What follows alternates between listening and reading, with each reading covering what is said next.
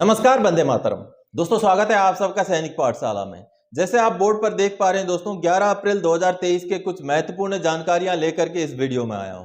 दोस्तों, जैसे मैंने पॉइंट वाइज लिख रखा है, चलिए आगे बढ़ते हैं। 42% डीए का डिफेंस मिनिस्ट्री का आदेश जारी हो गया है। दोस्तों, हमारा डीए डीआर बढ़ के 38% से 42% हो चुका है, जो हमें अगले पेंशन में या जो बैंक से पेंशन ले रहे हैं पेंशनर्स, उनको इसी महीने के बीच में मिल जाएगा। तो ये आदेश जो है फाइनेंस मिनिस्ट्री से भी जारी हो गया और पेंशन मिनिस्ट्री से भी जारी हो गया है। लेकिन अब की बार डिफेंस मिनिस्ट्री ने डिफेंस एम्प्लॉइज के लिए डीए का परसेंटेज 38 से 42% करने का ये जो आदेश है वो जारी कर दिया है, जो कि अगले महीने के पेमेंट में बढ़ा हुआ डीए डीआर और 3 महीने का एरियर भी उसका मिल जाएगा। तो दोस्तों, चलिए आगे बढ़ते हैं दूसरी जानकारी की ओर। जंतर मंतर में जॉइंट एक्शन कमेटी का ऐलान हो गया है। दोस्तों, आप सबको पता है कि जंतर मंतर में हमारा धरना प्रदर्शन चल रहा है, वहां से अभी जॉइंट एक्शन कमेटी बनाने के लिए एक एडहॉक कमेटी का गठन कर लिया गया है। अब उसके लिए जो प्रेस कॉन्फ्रेंस हुआ था उसको मैं सुनाता हूं, पहले उसको सुन लेते हैं। कि हमारा एक सपना, हमारा एक प्लान आज एग्जीक्यूट हुआ। 100 से ज़्यादा रिप्रेजेंटेटिव आज हमारे मौजूद थे और करीब 100 से ज़्यादा लोगों का सोशल मीडिया से और ईमेल से हमको समर्थन मिला और उन्होंने अपने नाम भी भेजे।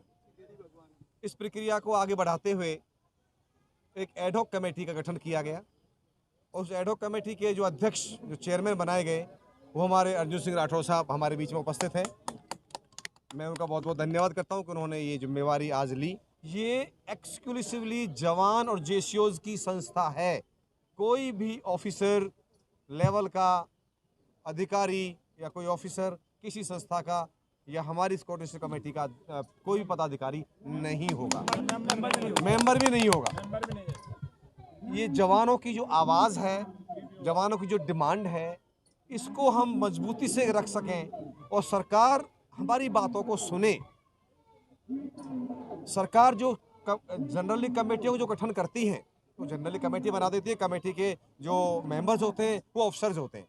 फिर वो बात घूम के आ जाती है, जवानों का जो अधिकार होता है, जवानों की जो डिमांड होती है, मांग होती है, वो फिर नीचे दब जाती है। तो दोस्तों, आप सबने अभी देखा कि सूबेदार अर्जुन सिंह राठौड़ जी के जो अध्यक्षता में एक एडहॉक कमेटी का गठन कर लिया गया है, जो आगे आने वाले दिनों में जॉइंट एक्शन कमेटी के ऊपर काम करेगी। और जॉइंट एक्शन कमेटी एक दिल्ली बेस्ड एक जॉइंट एक्शन कमेटी बनेगी, जो कि जवानों की भलाई के लिए काम करेगी और जो भी पे कमीशन वगैरह के जो रिकमेंडेशन वगैरह होंगे उसमें जवानों की हक की आवाज उठाने का काम करेगी, जो कि एक बहुत बड़ी बात है। और गौरतलब और इंपॉर्टेंट बात यहाँ की ये रहेगी दोस्तों कि इस कमेटी में किसी भी अधिकारी को शामिल नहीं किया गया है। तो दोस्तों, चलिए आगे बढ़ते हैं। अगली जो जानकारी है, 11 और 12 अप्रैल को स्पर्श जागरूकता अभियान। दोस्तों, 11 अप्रैल यानी कि कल और 12 अप्रैल यानी कि आज जयपुर के मिलिट्री स्टेशन के विजय ऑडिटोरियम में एक स्पर्श का जागरूकता अभियान का जो है आयोजन किया गया है, जिसमें पीसीडीए से भी रिप्रेजेंटेटिव्स आ रहे हैं। तो जितने भी डिफेंस पेंशनर जयपुर या उसके आसपास एरिया में रहते हैं, उन सभी को आज जो है विजय ऑडिटोरियम जयपुर मिलिट्री स्टेशन में जाना चाहिए और अपना स्पर्श से जुड़े हुए समस्याओं का समाधान करा लेना चाहिए। दोस्तों, चलिए आगे बढ़ते हैं। अगली जो जानकारी है, आपने 27,000 का सीए क्लेम किया क्या? किसको है लागू? दोस्तों, वैसे तो अमूमन हमें जो सीए मिलता है, यानी कि चिल्ड्रन एजुकेशन अलाउंस या तो फिर एजुकेशन ग्रांट कहिए, वो जो मिलता है एक बच्चे के लिए एक महीने का 1,000 यानी कि साल का 12,000 रुपए मिलता है, जो कि हमें केएसबी की तरफ से मिलता है, यानी कि केंद्रीय सैनिक बोर्ड की तरफ से मिलता है। लेकिन कुछ पेंशनर्स को 27,000 रुपए लागू है, एक बच्चे का एक साल का। अब मैं बताता हूं दोस्तों कि किन को ये लागू है।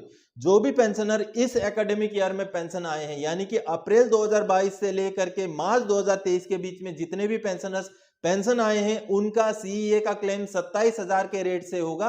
और उनको पहले जैसे हम प्रिंसिपल का साइन किया हुआ एक सर्टिफिकेट साइन कराते थे और पार्ट ऑर्डर करते थे, उसी हिसाब से आपको वो सर्टिफिकेट अपने रिकॉर्ड ऑफिस में भेजना है। जो पोस्ट डिस्चार्ज क्लेम सेक्शन होता है रिकॉर्ड ऑफिस का, वो आपका पार्ट ऑर्डर करेगा और आपको 27,000 के हिसाब से इस जो एकेडमिक ईयर है उसका पैसा आपको मिलेगा। क्योंकि इस एकेडमिक ईयर का शुरू होने के समय में आप जो है फौज में थे, इस वजह से ये सुविधा है। दोस्तों, आप सबको फिर से रिपीट कर दूं दोस्तों, जिन भी पेंशनर्स का जो रिटायरमेंट अप्रैल 2022 से लेके मार्च 2023 के बीच का है, उनको इस एकेडमिक ईयर में यानी कि 22-23 एकेडमिक ईयर में जो है पूरा जो है 27,000 के हिसाब से चिल्ड्रन एजुकेशन अलाउंस मिलेगा। तो अब उसका कार्रवाई कराने का समय हो गया है। अप्रैल के महीने या अप्रैल के बाद कभी भी आप जो है उस सर्टिफिकेट को साइन करा करके आप रिकॉर्ड ऑफिस में भेजिए, आपका पार्ट ऑर्डर होगा और 27,000 के हिसाब से एक बच्चे का 1 साल का सीईए आपको मिलेगा। और उसी हिसाब से हॉस्टल सब्सिडी, अगर आपका बच्चा हॉस्टल में पढ़ता है तो हॉस्टल सब्सिडी के लिए आप डॉक्यूमेंट भेजिए, हॉस्टल सब्सिडी भी आपको सर्विंग पर्सन के रेट में मिलेगा। तो दोस्तों चलिए आगे बढ़ते हैं। अगली जो जानकारी है, केएसबी के 31वें मीटिंग में रक्षा मंत्री ने की पूर्व सैनिकों की जमकर तारीफ। दोस्तों कल यानी कि 11 अप्रैल 2023 को केएसबी की 31वीं मीटिंग थी, जहां पर शिरकत करते हुए रक्षा मंत्री जी ने पूर्व सैनिकों के बारे में कई सारी बड़ी बातें कही। उन्होंने कहा कि आप देश के धरोहर हैं, यानी कि आप देश के संपत्ति हैं। आगे उन्होंने कहा कि आपके योगदान को देश नहीं भूलेगा और कहा कि आपका वेलफेयर हमारी जिम्मेवारी है।